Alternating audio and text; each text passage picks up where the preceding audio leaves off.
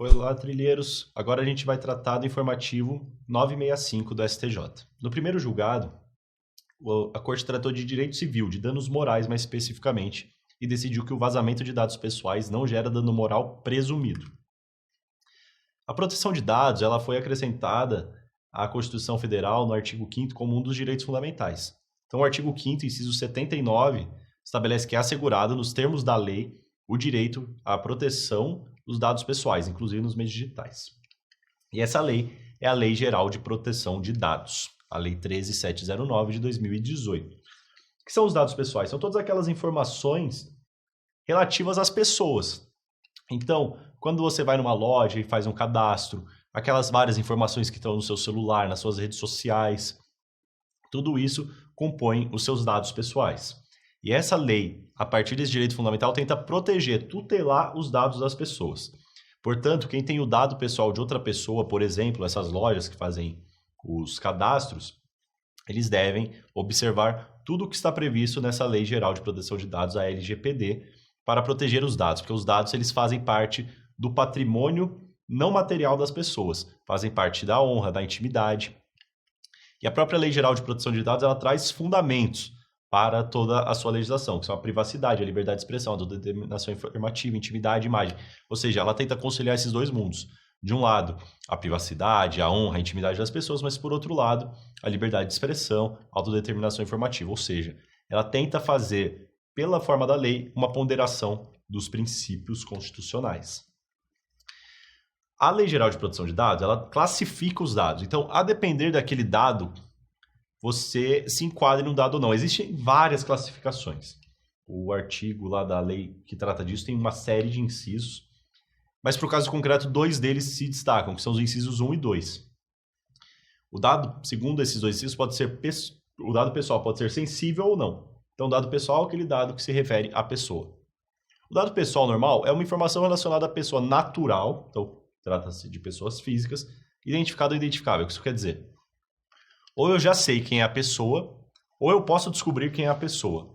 Então, esses dados que se referem às pessoas e que eu sei quem é essa pessoa titular do dado, ou que eu posso descobrir, são dados pessoais.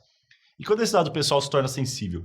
O dado pessoal sensível é aquele dado que traz informações mais íntimas, mais relacionadas à honra, à privacidade da pessoa. Então, é o dado pessoal sobre origem racial ou étnica, convicção religiosa, opinião política, filiação sindicato ou organização de caráter religioso, filosófico ou político, dado referente à vida ou à vida sexual, saúde ou vida sexual, dado genético ou biométrico, quando vinculado a uma pessoa natural.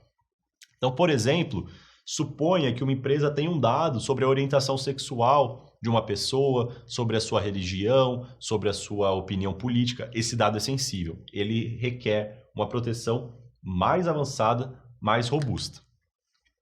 Vamos partir para o caso concreto, então, em que a autora reclamou uma violação em relação aos seus dados pessoais e pediu com isso os danos morais. A proprietária de um imóvel realizou a contratação com uma concessionária de energia elétrica para que ela implementasse a energia no seu imóvel, e para isso ela teve que conceder alguns dados seus, fornecer dados seus, como RG, nome completo, endereço, data de nascimento, telefone. Ou seja, para conseguir fazer a contratação, ela deu dados dela, normal, natural, e a LGPD determina, evidentemente, que essa concessionária proteja esses dados pessoais da autora. Ocorre que alguns hackers invadiram o sistema dessa concessionária e obtiveram os dados da proprietária para vendê-los. Então, ela propôs uma ação de danos morais contra a concessionária. O que ela disse? Falou, olha, eu dei meus dados pessoais para essa concessionária para que ela pudesse fazer essa contratação de energia elétrica comigo, só que ela falhou no serviço dela e permitiu que terceiros tivessem acesso aos meus dados pessoais e por isso eu mereço danos morais.